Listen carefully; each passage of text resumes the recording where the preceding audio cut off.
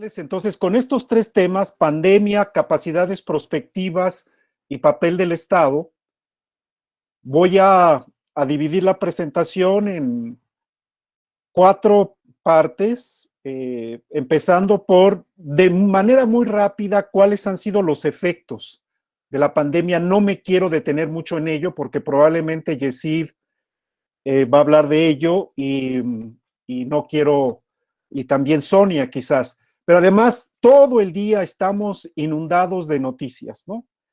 Entonces, no me voy a detener mucho en ello, pero sí en las implicaciones y en las reflexiones sobre la política pública, especialmente de cara al modelo que ha seguido América Latina en los últimos 30 o 40 años, de cara al modelo de desarrollo que ha seguido en América Latina y que, en mi opinión, ha llegado el momento de pensar si eso es lo que le conviene a la región. No sé si están avanzando las láminas. Yo me quedé en la primera.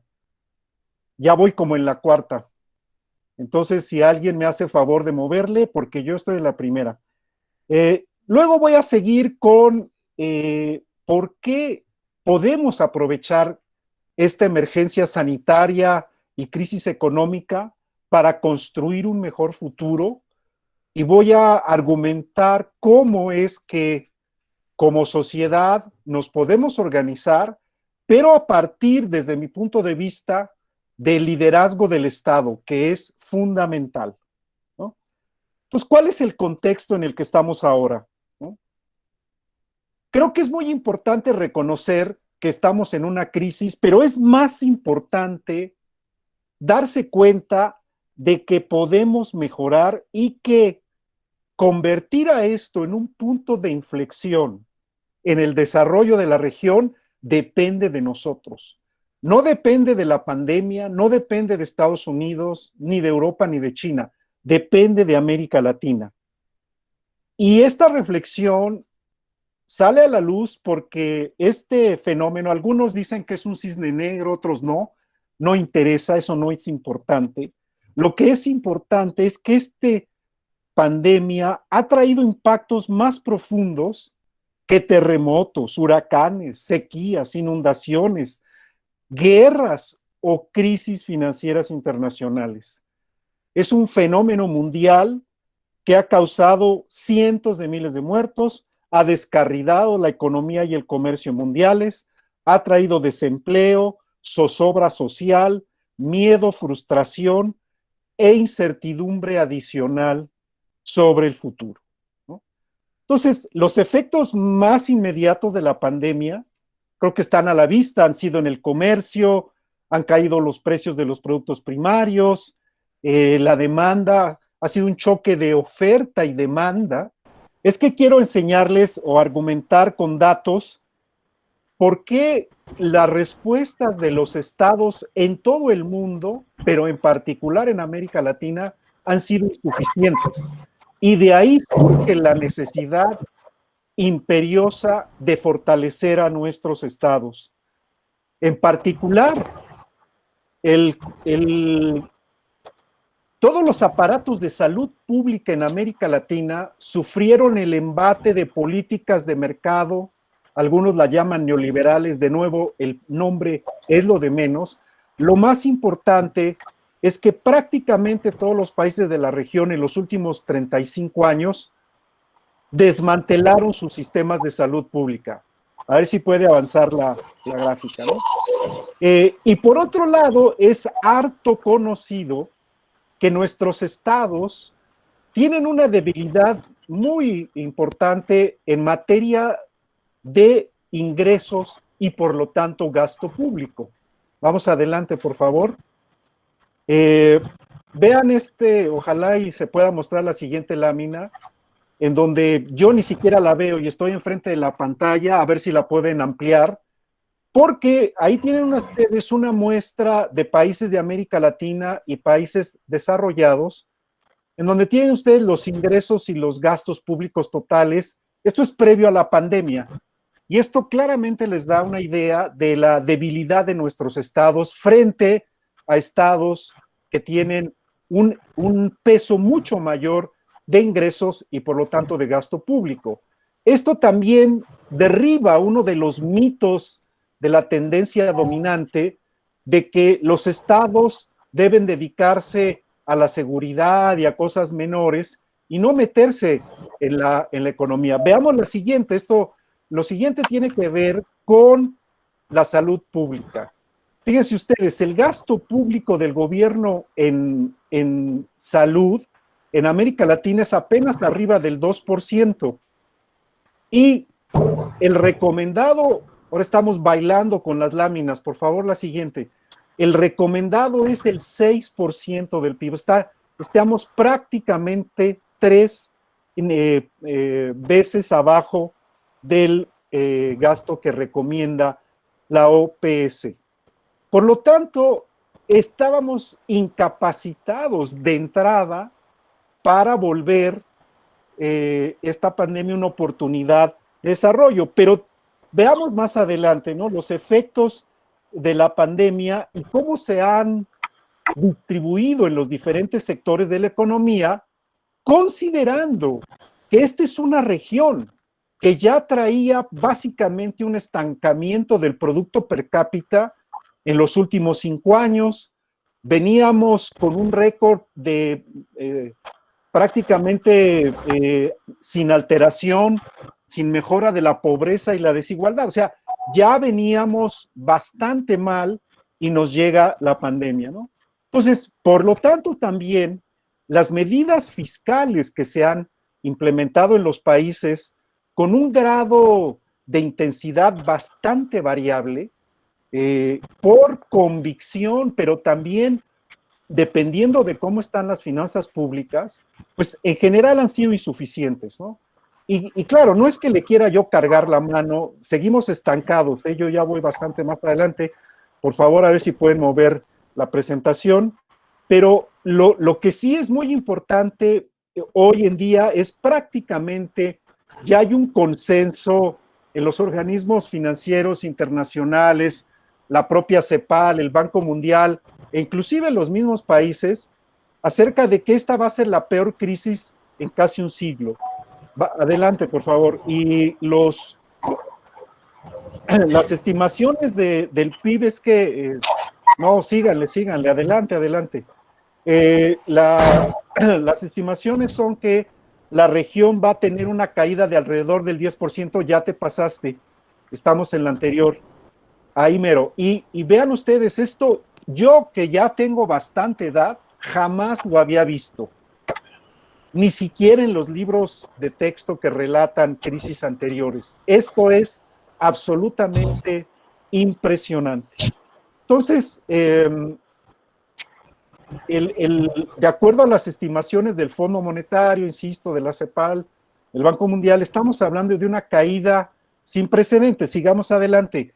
Y lo peor de todo es que las previsiones es que la recuperación, no sé por qué se ve cortada la lámina, qué pena. Las previsiones tampoco no son muy halagüeñas. Aquí habían ustedes lo que se preveía de crecimiento antes de la pandemia, es la flechita, digamos, el cuadrángulo azul, y el rojo es lo que se prevé ahora.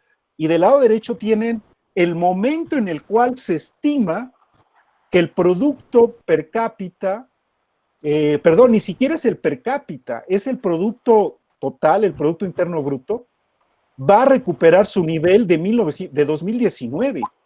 O sea, hay países como México que va a tardar 6 años en volver ese nivel, ¿ok? Entonces, realmente es una situación bastante dramática. Sigamos adelante. ¿Y qué va a pasar con la pobreza? Y con el PIB per cápita, por ejemplo, que vean ustedes, prácticamente se duplicó entre 1990 y 2010. Vamos a caer este año al nivel de 2010, o sea, una década perdida en materia de PIB per cápita. Bueno, puras malas noticias. Tenemos que pasar a otras noticias. Sigamos adelante, por favor, porque quiero ahora dedicarme sobre todo a lo que se espera de este modelo que nos ha, digamos, regido en la región en los últimos 35 años, ¿no? Entonces, ha habido mucha discusión sobre si ya estamos llegando finalmente al fin del denominado capitalismo liberal, la globalización. ¿Qué va a pasar con la democracia, con los regímenes autoritarios? ¿Vamos a tener más o menos democracia, más o menos autoritarismo? Y en eso me parece que es fundamental qué va a pasar con el Estado. Estado débil, insisto, en América Latina en general, y por lo tanto, ¿qué debemos de plantear desde diferentes trincheras para enmendar ese camino? ¿Necesitamos un nuevo modelo? Veamos, sigamos adelante. En la literatura ha habido una gran discusión ya desde hace varios años, especialmente después de la crisis de las hipotecas de hace 10 años, 11 años, pero sobre todo a raíz de la pandemia. Entonces, hay una serie de economistas, sociólogos, filósofos, politólogos, de todo, que están hablando de que viene un quiebre estructural histórico con profundos cambios en la sociedad, en la economía, en la cultura, en todos lados, ¿no? Pero también hay otros que no, que dicen que no, que simplemente las megatendencias que venían se refuerzan, ¿no? Y hay procesos emergentes que desencadenan nuevos fenómenos de cambio, pero en esencia seguimos en el mismo paradigma, ¿no? Como dicen Rodrik, Haas y Morin.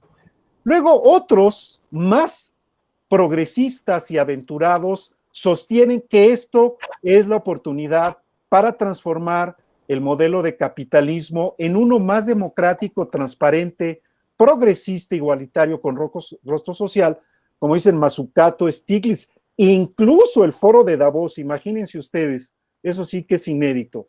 Pero lo que yo digo junto con muchos otros prospectivistas es que esto es una oportunidad óptima para cambiar el rumbo frente a fenómenos impredecibles de gran impacto, como el que estamos sufriendo ahora, y para construir un mejor futuro, ¿no? Entonces, ¿cómo nos acercamos a ese escenario? Veamos, solo voy a presentar con fines ilustrativos, por favor, a la siguiente, algunas ideas de escenarios, ¿no? Uno puede pensar en muchos escenarios. Llamémosle a un escenario catastrófico que es peor de lo mismo, luego vienen muchos otros intermedios y luego pensemos en un escenario deseado que es una ruptura virtuosa. ¿Cómo podemos acercarnos a ese escenario deseado? Veamos, por ejemplo, en la siguiente lámina, que no me voy a detener, la presentación se va a quedar con ustedes y luego la pueden revisar, pero este sería el escenario de peor de lo mismo, del cual no voy a hablar. Vamos a la siguiente. Lo único que voy a decir como muestra de lo que puede pasar, y créanme que no es el escenario peor, es el avance de la Agenda de 2030 para el desarrollo sostenible, ¿no?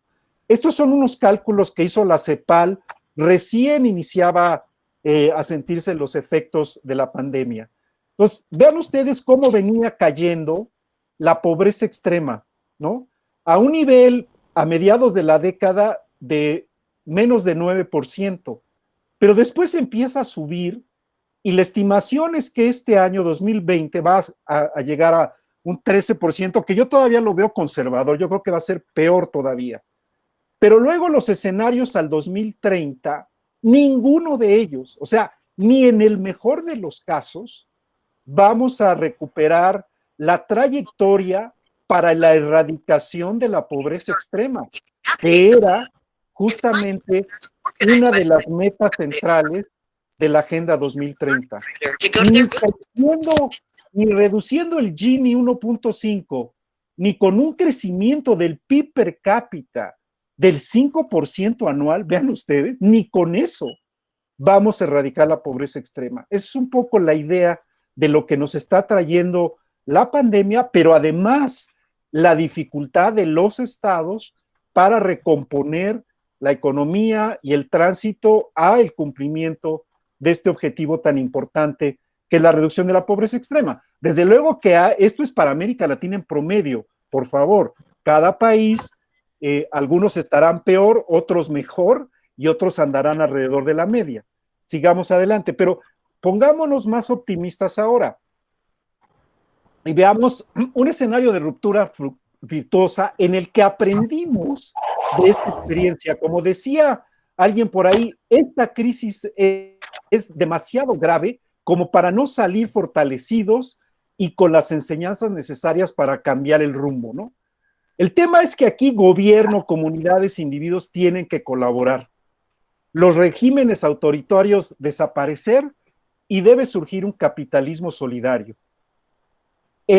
Todo este proceso, en mi opinión, tiene que ser liderado por el Estado. Sin el Estado no vamos a ningún lado. Para construir una visión deseada al 2030, fortaleciendo la inteligencia anticipativa, ¿no? Va a haber más cisnes negros, por supuesto que los va a haber, y en una región tan propensa a los fenómenos naturales extremos, ¿cómo no? El tema es que no sabemos cuándo, pero sí debemos de prepararnos para enfrentarlos con rapidez y eficiencia. Y en ese sentido tenemos que aprovechar el progreso tecnológico para el bienestar común. Debe ser un bien público regional. Entonces, en este escenario, después de 2 años de ardua recuperación, tenemos el PIB potencial de nuevo en su trayectoria histórica y, por lo tanto, los ODS se cumplen. En algo muy importante, de lo cual no voy a hablar, pero que me parece fundamental, y es la cooperación solidaria latinoamericana caribeña. Vivimos en horas bajas en cuanto a la integración latinoamericana. Necesitamos recuperar, ayudarnos mutuamente, porque es la única forma de salir adelante. Entonces, ya me voy acercando al final, por favor, vamos avanzando, ya no me acuerdo qué sigue. Veamos. Ok. No, sigamos adelante, porque esto es esta idea de que necesitamos construir esa imagen de futuro, ¿no? Y es que para repensar de nuevo, una vez más, el desarrollo de América Latina y el Caribe, hay que reconocer que las últimas 4 décadas de desarrollo mediocre se caracterizan porque no hemos sido capaces de generar una visión estratégica del futuro y por lo tanto no tenemos rumbo. Cada administración de gobierno trae sus propias metas, generalmente de muy corto plazo, y todo lo demás son buenos deseos. Necesitamos una verdadera construcción colectiva de ese futuro que todos deseamos. Y vuelvo a lo que dije al principio, esta pandemia es una nueva oportunidad, pero tenemos que actuar muy rápido con cooperación e integración para reducir vulnerabilidades externas. Hay oportunidades. Todo el tema de la inserción en cadenas globales de valor es muy importante. Ahora la cercanía geográfica va a importar. Temas de seguridad alimentaria, salud, educación, infraestructura, turismo, cambio climático y eso que decía de la inserción inteligente de cadenas, son todos aspectos del desarrollo que se pueden abordar conjuntamente como región. De poco sirve que cada país en lo individual lo quiera resolver. Si no es por convicción y voluntad política, que sea por urgencia y necesidad, pero ya es hora de que hablemos en América Latina. Y seguimos terminando con esta idea que planteo de que esto necesita un nuevo Estado, que sea proactivo, solidario, visionario, innovador, inteligente, con una política económica redistributiva, porque tenemos la peor distribución del ingreso, nuevos patrones de inversión, producción, distribución y consumo, todo tirando a la descarbonización y a la economía circular, lo que nos lleva a las actividades sostenibles, ¿ok? Y todo esto tiene que ver con el necesario fortalecimiento de las capacidades prospectivas que debemos de generar no solo a nivel de la academia o de organismos internacionales, tanques de pensamiento, redes como River, sino lo tenemos que tener inserto en el Estado, en la cotidianeidad del quehacer público. Esa era la última lámina, que ya no se vio, pero bueno, perdón por lo accidentado, atento a sus comentarios y preguntas. Muchas gracias.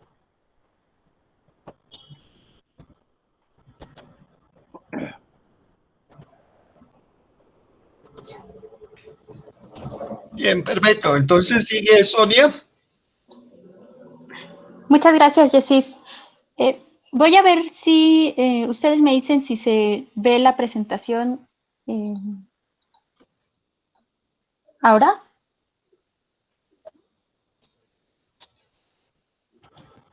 Sí, sí, se está bien. Muchísimas gracias.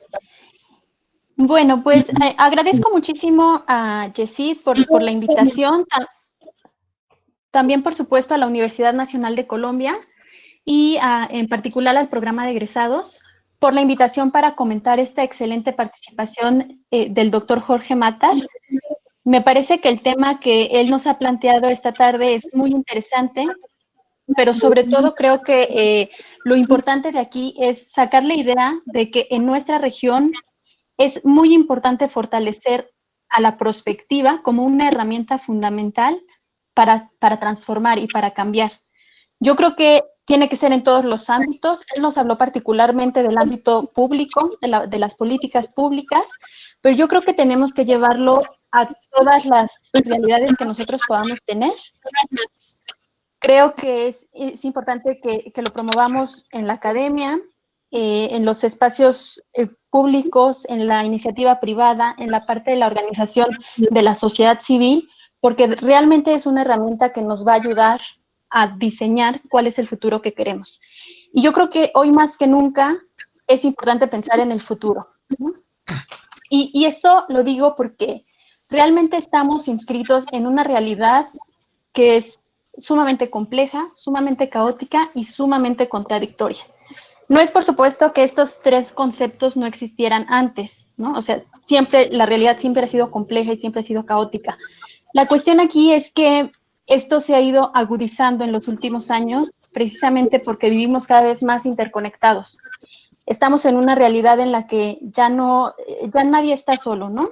Decimos que la realidad es compleja porque, pues, este proceso de globalización en el que vivimos, que es además una globalización cada vez más aguda, pues nos hace ser parte de un todo, ¿no? De un todo muy complejo.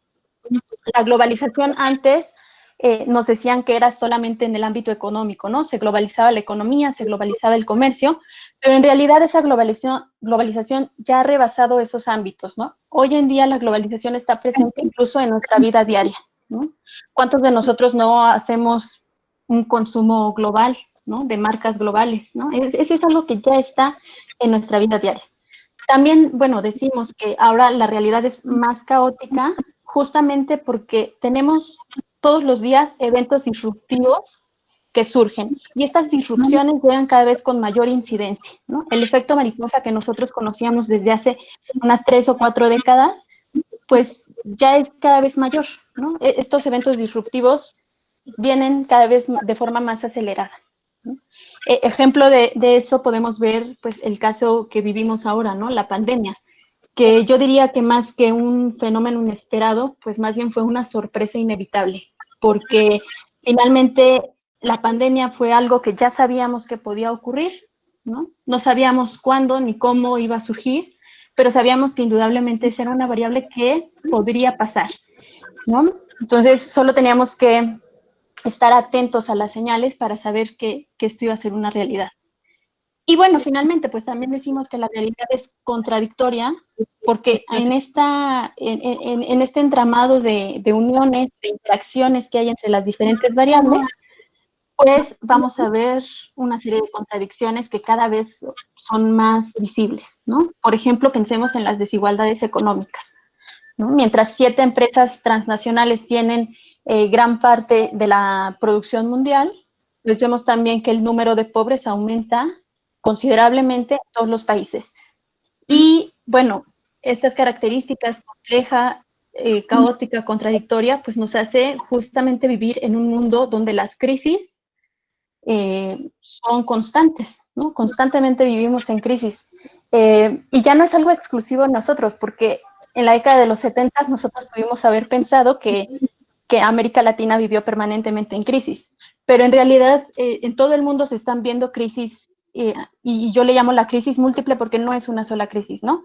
Tenemos la crisis económica, ¿no? Que hoy en día se está agudizando todavía más, ¿no? Apenas estábamos saliendo de la crisis económico-financiera de 2008, cuando llega la pandemia por coronavirus y entonces trastoca todas las economías mundiales. Pero también tenemos crisis sociales, ¿no? No hay una sola crisis social, hay múltiples crisis sociales, las brechas, las desigualdades económicas, las brechas sociales, las brechas de conectividad, las brechas tecnológicas, todas esas condiciones sociales pues también están inscritas en un entorno de crisis. Y por supuesto también la crisis medioambiental, ¿no? De la que todos somos cada vez más testigos. Todos estos problemas, si los vemos, ¿no? Todas estas crisis, todas tienen algo en común. Y es que hace falta una visión de futuro en ellas, ¿no? Hace falta una visión de largo plazo, de largo plazo. Y esto no solo es en nuestros países, ¿no? También lo vamos a ver en los países altamente desarrollados. Por supuesto, no en todos, porque en algunos la visión de largo plazo y la visión de futuro está más desarrollado. Pero pensemos, por ejemplo, en el caso de Estados Unidos, ¿no?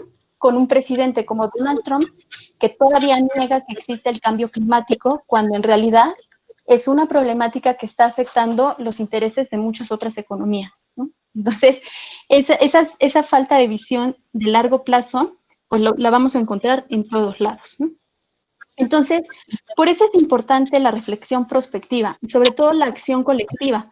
¿Por qué? Porque esto nos permite anticipar tendencias, ¿no? Nos permite intentar cimentar el futuro o construir el futuro para lograr algo más deseado y, por supuesto, una visión de largo plazo nos permite hacer frente a eventos inesperados que impactan altamente en toda esta realidad. Y aquí es importante decirlo, ¿no? No es cuestión solo de los gobiernos el hecho de tener esta visión de largo plazo, ¿no? Yo creo que gobierno, sociedad, todos los aparatos productivos tienen que agruparse para enfrentar la creciente complejidad en la que estamos viviendo, ¿no? Todos tenemos que trabajar conjuntamente para reducir la incertidumbre y gestionar todos estos riesgos. Hace un momento Jorge nos platicaba, por ejemplo, sobre los efectos que está teniendo la pandemia por coronavirus en el ámbito económico. Y sugería, por ejemplo, el caso de que algunos idealistas sugieren que estamos llegando a un punto en el que se pueda cambiar el sistema económico predominante, ¿no? Que es el capitalismo. Y tal vez yo consideraría que aquí el efecto más relevante tal vez no sea cambiar estructuralmente este sistema, ¿no? Porque ya es un sistema que está construido y cimentado y que tiene muchísima fuerza que yo creo que no va a cambiar en los próximos años, no se va a caer en los próximos años.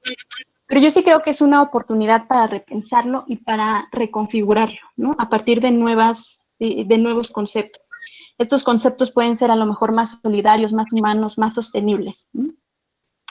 Stiglitz nos dice, por ejemplo, que la economía que nos espera en los próximos meses y en los próximos años va a ser completamente desigual, no solo en los países que han podido gestionar la pandemia eficazmente, como pensemos en los países europeos, sino también, y por supuesto, va a ser más agudo en aquellos países que no la han podido gestionar.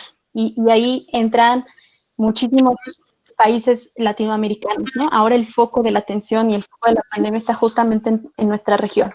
Entonces, ¿qué es lo que necesitamos?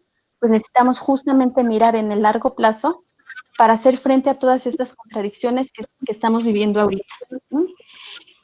La proyección, por ejemplo, para México, la más deseable, nos dice que nos vamos a recuperar hasta 2025. Entonces, creo que es momento de que nuestro gobierno piense en construir algo, no solo de aquí a 2025, sino después de 2025, ¿no? Con una mirada que vaya un poco más allá.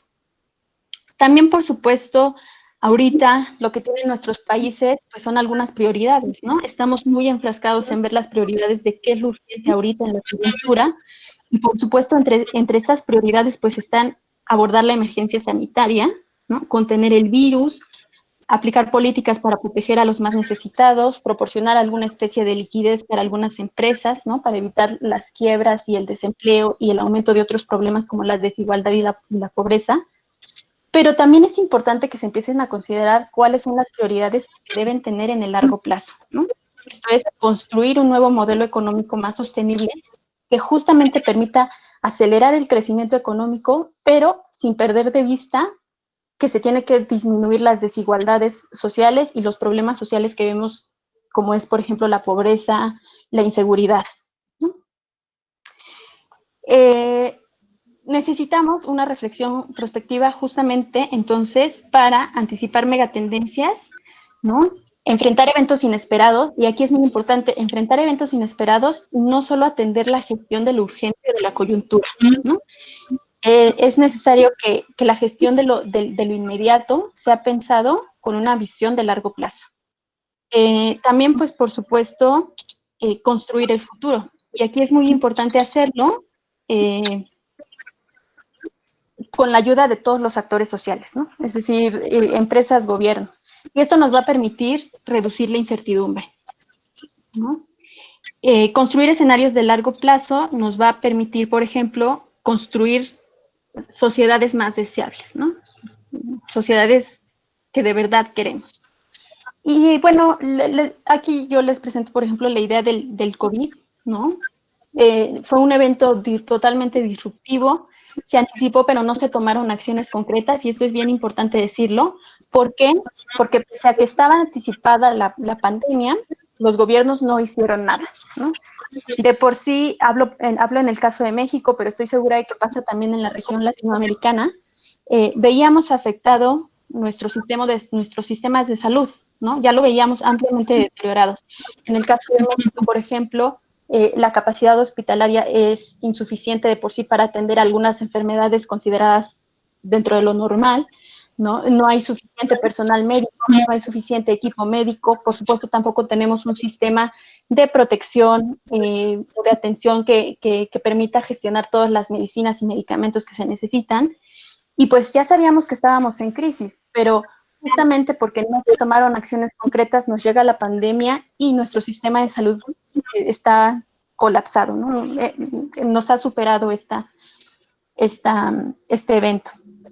Entonces, ¿qué es lo que pasa? No tuvimos una visión de largo plazo y, por supuesto, hoy estamos viviendo los efectos negativos en todos los ámbitos, ¿no? En el nivel económico, en el nivel político, en el nivel social. Y esto parece que no se va a quitar en los próximos meses, ni siquiera en el próximo año, ¿no? Las consecuencias de no tener una visión de largo plazo, pues van a estar presentes todavía por mucho tiempo. ¿Qué es lo que se requiere entonces hacer? Pues necesitamos mejorar la administración pública. Como bien lo decía Jorge, yo creo que una de las necesidades que tenemos ahorita en México y en la región es mejorar la administración pública. En México, por ejemplo, estamos acostumbrados al corto plazo.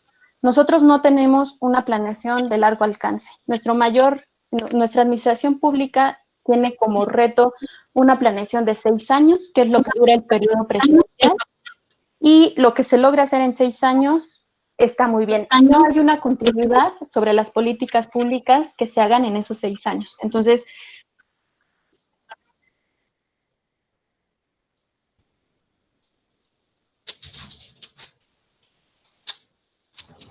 Disculpa, Sonia, ¿puedes abrir el micrófono? Creo que se cerró. Por favor, Sonia, ¿vuelves a abrir el micrófono? ¿listo?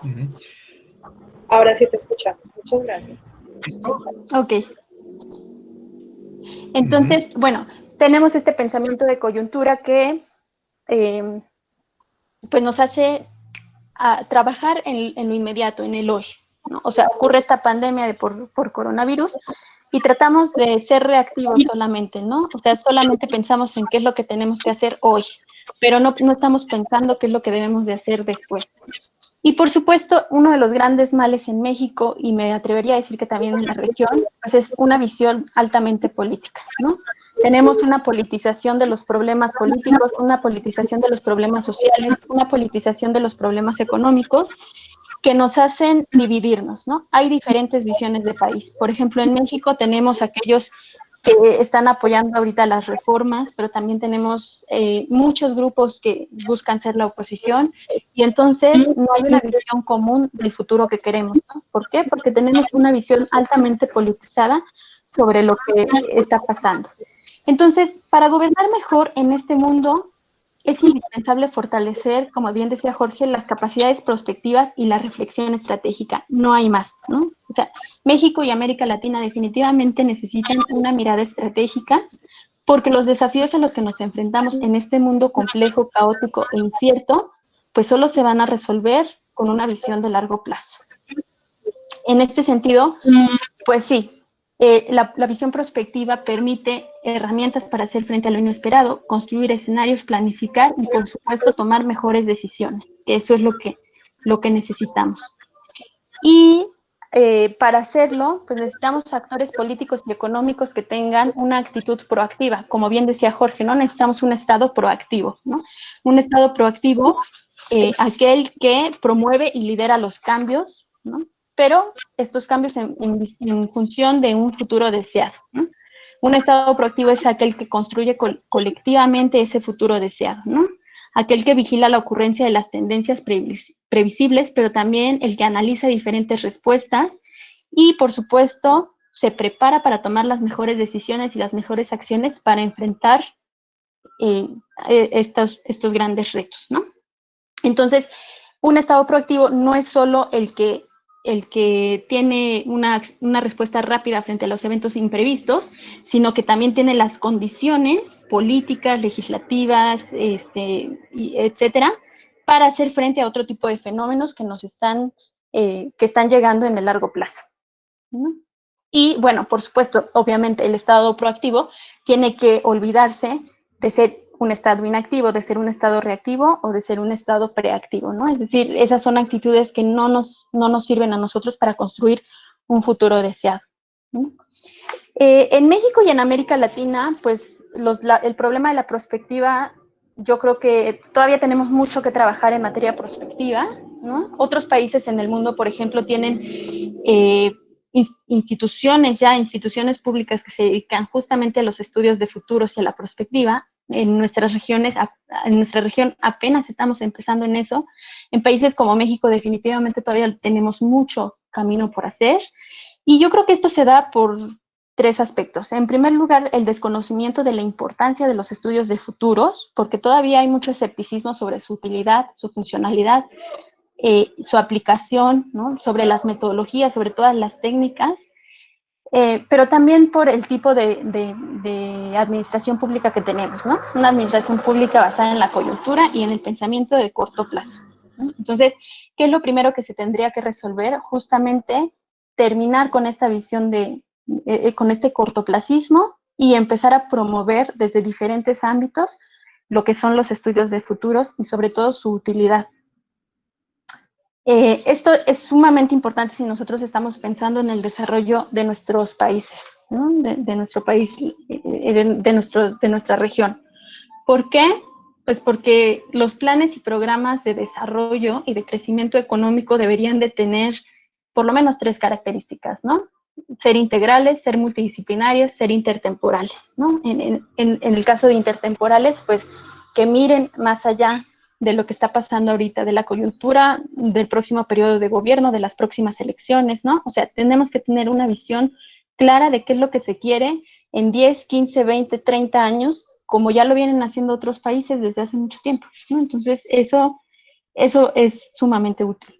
Necesitamos buscar soluciones de largo plazo a todos los problemas que tenemos ahorita, ¿no? Un ejemplo muy claro que tenemos por acá, en el caso de México, es el caso de los apoyos que da el gobierno, por ejemplo, para poblaciones vulnerables como los jóvenes, ¿no? A todos los jóvenes se les da un ingreso, una beca económica, pero eso no resuelve el problema del desempleo y eso no resuelve el problema de que estos chicos no están siendo educados o de que la educación tenga que tener calidad, ¿no? Simplemente se les está dando la dádiva del gobierno, pero no se les está enseñando ninguna otra herramienta. ¿Qué es lo que esto va a generar? Que ahorita se soluciona el problema de que estos niños no tienen un ingreso fijo, ¿no? Se les da el dinero, se soluciona ese problema de corto plazo, pero en el largo plazo pues vamos a tener un gran problema, ¿no? Porque entonces el desempleo, la pobreza, la desigualdad, la inequidad, todo eso va a persistir, ¿no? Entonces, ¿qué es lo que necesitamos? Soluciones verdaderas de largo plazo.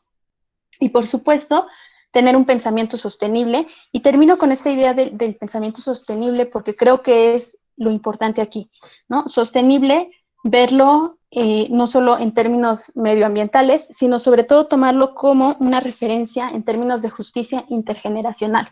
El hecho de pensar que los desafíos que nosotros estamos enfrentando hoy en día no solo los tendremos que atender para que no nos perjudiquen hoy a nosotros, sino que tenemos que pensar en el futuro de las próximas generaciones, incluso de aquellas generaciones que todavía no han nacido, ¿no? Entonces, creo que este pensamiento sostenible es una forma de pensar en justicia para el futuro, para esas personas que aún están por llegar, ¿no?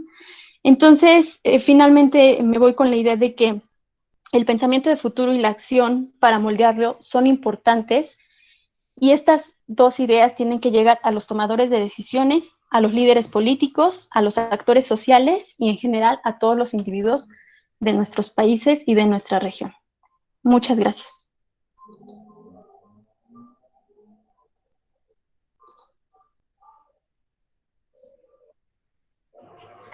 Acabamos la siguiente presentación.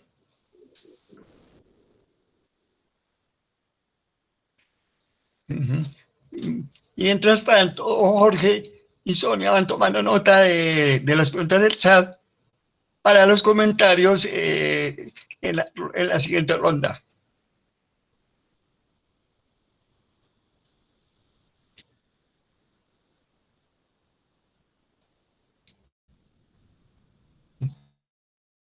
Bueno, mientras hable la presentación, quiero partir de una frase que tienen los indígenas Kogi de la Sierra Nevada de Santa Marta, referida a los países en particular.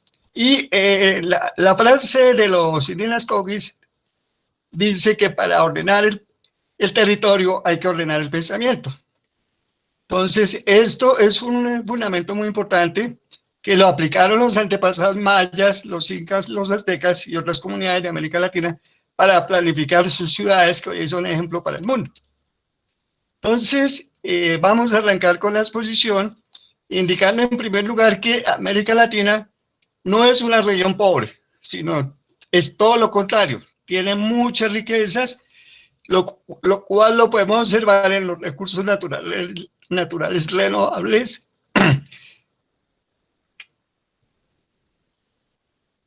contamos con el 20% de los bosques del mundo, el 12% de los suelos cultivables de la tierra y la tercera parte de las reservas de agua dulce.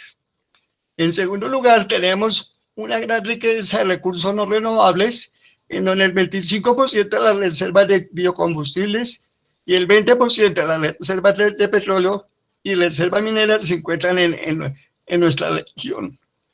Y debemos pensar que cómo vamos a proyectar un crecimiento de la población que en 1980 era de 351 millones y en el año 2050 se va a duplicar a 750 millones de habitantes. ¿Sigue?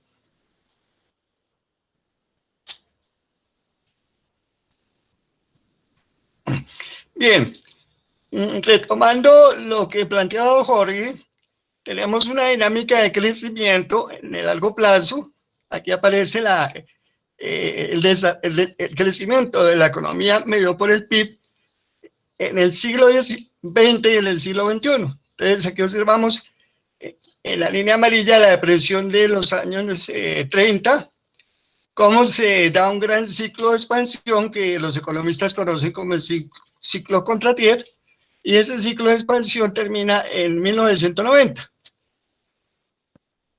Entonces tenemos que la crisis de 1990 llegó a ser más grave que la crisis de la Gran Depresión de los años 30. Y por las cifras que presenta Jorge, en este momento estamos abocados a una crisis en donde superamos estas dos tendencias históricas al llegar a un promedio del 10%. Algunos organismos internacionales incluso plantean que la caída del PIB va a ser mucho más profunda.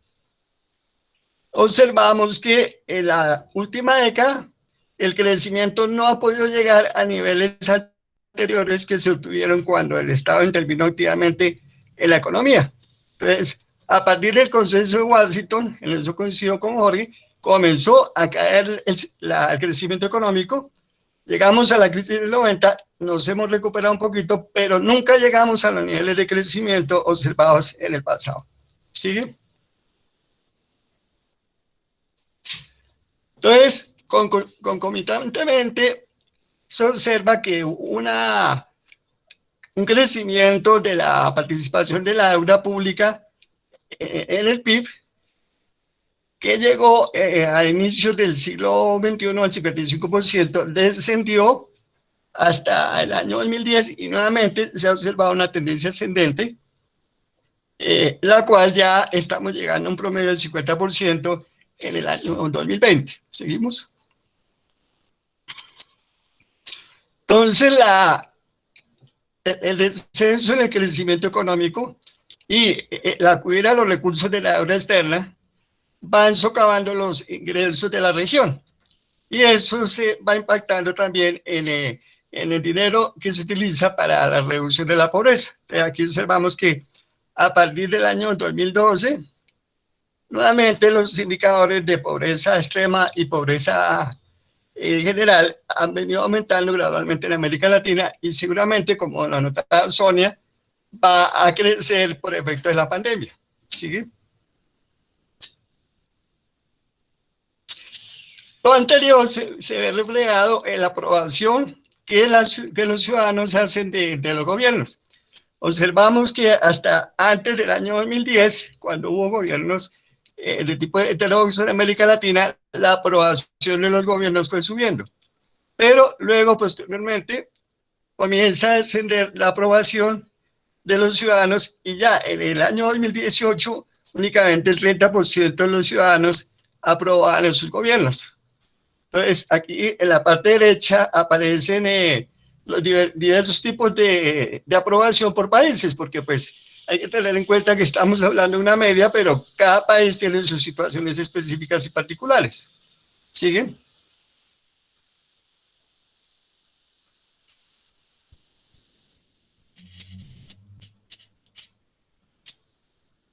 Bien, entonces vemos que entra la disrupción de la pandemia, como vieron los hermanos Jorge y Sonia, en las políticas de América Latina.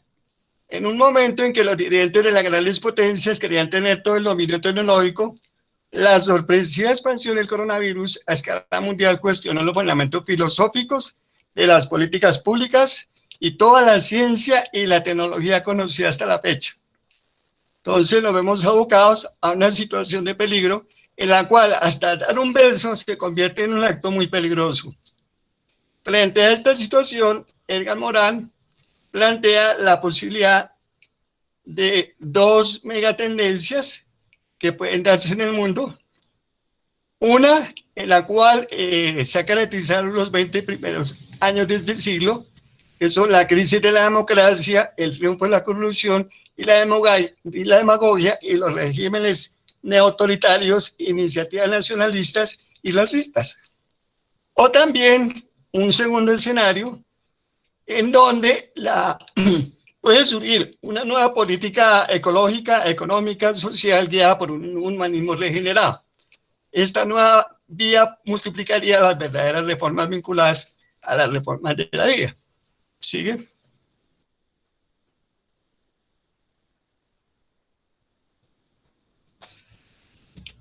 ¿Qué impactos de tipo económico ha causado el coronavirus? Como bien lo mencionó Jorge, hay impactos en el comercio internacional por la caída de los precios de las materias primas, que en el caso de América Latina el impacto es bastante notorio. Hay un empeoramiento financiero, una caída en el turismo que afecta sobre todo a los países de Centroamérica y a las ciudades que viven el turismo, y también un crecimiento de la aversión al riesgo. Para enfrentar este tipo de situaciones, varios prospectistas de América Latina ya habían previsto que este fenómeno era predecible. Al igual que en este momento estamos planteando lo que puede ser previsible en los años siguientes, al 2030 y al 2050. Frente a esta grave situación, América Latina tiene el reto de formular políticas más sensibles a las perspectivas globales de largo plazo, en lo cual estamos coincidiendo con Jorge y con Sonia. la perspectiva debe adoptarse como una política de Estado en América Latina. ¿Sí?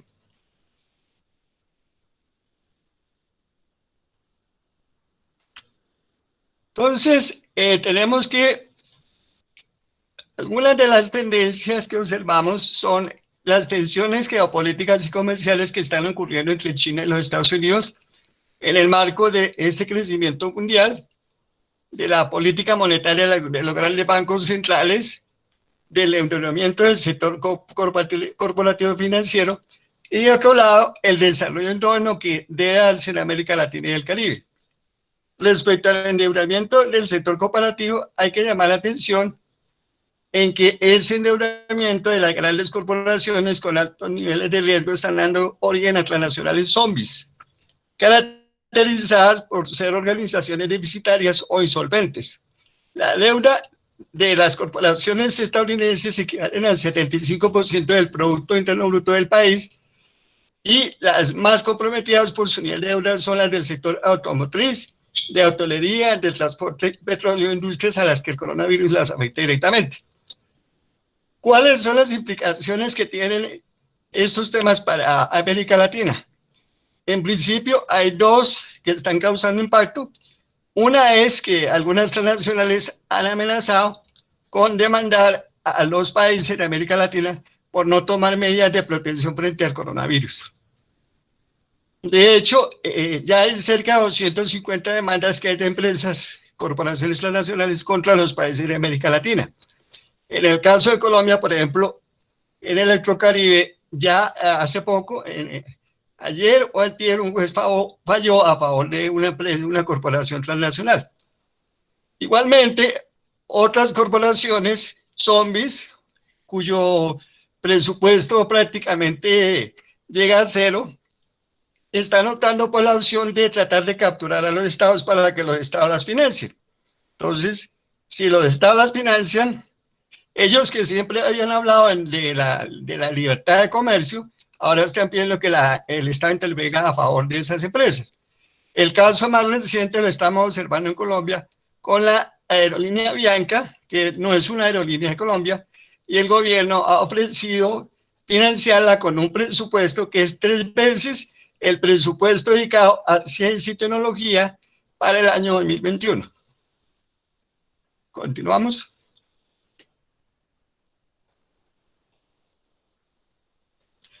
Entonces, dentro del marco de las tendencias geopolíticas, observamos que China poco a poco ha venido ganando en el crecimiento económico, y según la visión prospectiva que tienen ellos, la idea es convertirse en el año 2030 en la primera potencia mundial, por encima de los Estados Unidos y la Unión Europea. Entonces, los latinoamericanos en este escenario podemos tener riesgos y podemos tener oportunidades. Con visión prospectiva debemos determinar cuáles son los riesgos y cuáles son las oportunidades. Continúa.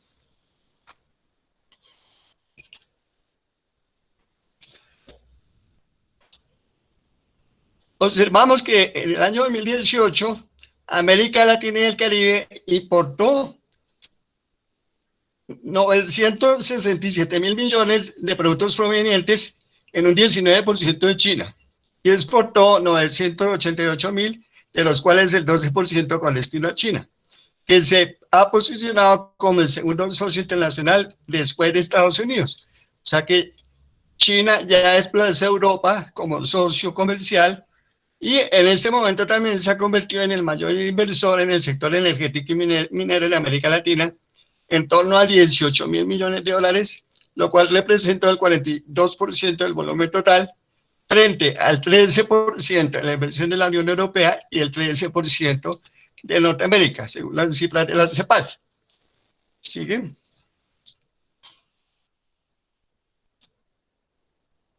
Entonces, hay dos escenarios que voy a plantear. El otro sería intermedio, un tercer escenario sería el intermedio. Pero nosotros en este momento estamos saliendo en el mundo de la tradicional división que existía entre liberalismo, conservatismo, socialismo, capitalismo. republicanos, demócratas, y vamos en otra dirección, hacia otro tipo de conceptualización de los conflictos sociales, económicos y políticos, en donde ya el eje divisorio no va a ser ese, sino va a ser quiénes van por la ética, quiénes defienden la corrupción, quiénes defienden el ambiente, quiénes atacan el ambiente, quiénes dan posibilidades de sobrevivir en el planeta y quiénes no. Y esa visión, en parte, Charmel la resume planteando que podemos irnos por el lado de la ausencia, con la mente cerrada por la ignorancia, el corazón cerrado por el odio y la voluntad cerrada por el miedo. Entonces así vamos llegando y vamos decepcionando y vamos destruyendo, culpando a los otros. Ese puede ser un escenario de autodestrucción de la humanidad.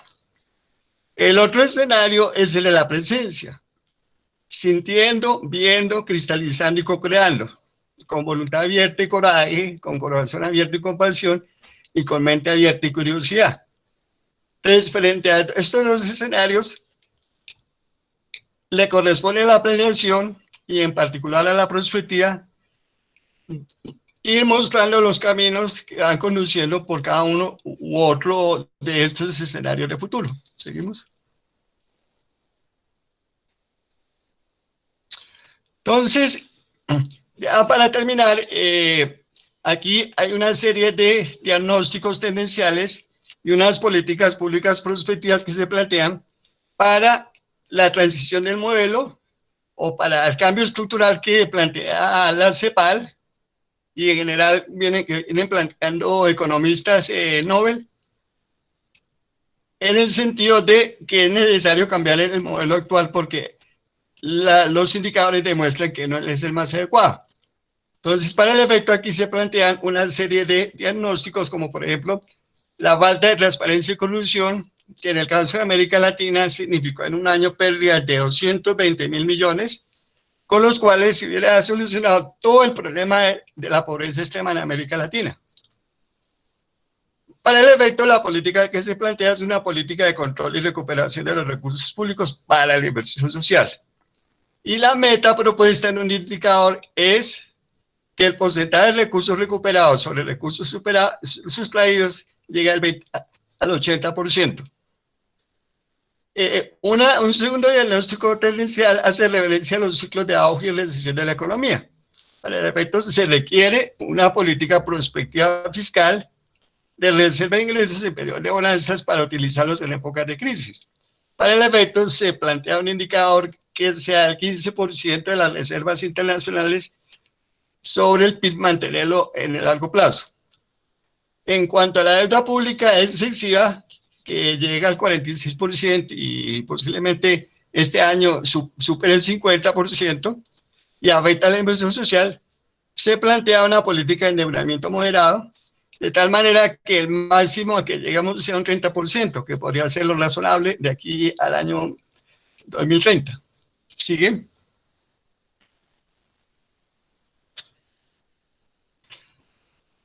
En cuanto a la vulnerabilidad de las economías monoexportadoras, es fundamental la diversificación de las exportaciones acordes al modelo productivo. Y es fundamental que el porcentaje de exportación del producto principal nunca supere el 20%, porque eso hace que la economía sea vulnerable. Si supera el 20%, la economía es vulnerable, como lo estamos viendo en este momento, a los impactos de la caída de los precios de materias primas. En cuanto a la inequidad en la distribución de los ingresos, es fundamental una política fiscal progresiva en el sentido del que el que paga más, quien tiene más. Y por eso se propone un impuesto a la renta que sea mínimo del 20% sobre el PIB. Y en cuanto a la evasión y la elusión fiscal, que actualmente, según la información oficial de América Latina, es del 6%, se plantea una política de recuperación tributaria para incentivar los MIPYMES y el empleo, porque realmente las MIPYMES en América Latina generan cerca del 70% del empleo en América Latina. Y para el efecto se plantea reducir ese porcentaje de evasión al 1% del PIB. ¿Sigue?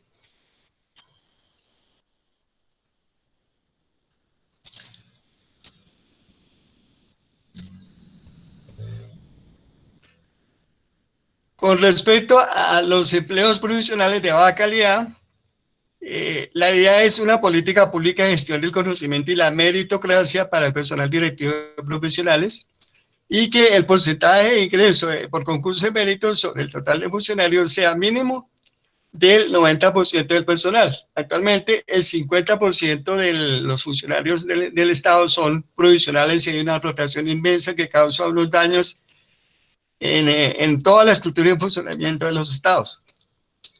De otro lado, en cuanto a las débiles capacidades de ciencia, tecnología e innovación, la política pública prospectiva que se plantearía con un Estado emprendedor en CTI y la revolución 4.0, y dedicar un porcentaje de inversión en investigación y desarrollo como porcentaje del PIB en una meta del 3%.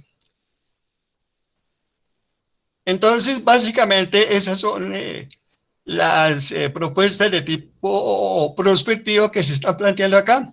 Y la idea, pues, es dialogar en torno a estas propuestas y ver la viabilidad y cómo se llega a desarrollar una serie de instrumentos, estrategias, programas y proyectos para alcanzar esos indicadores aquí planteados.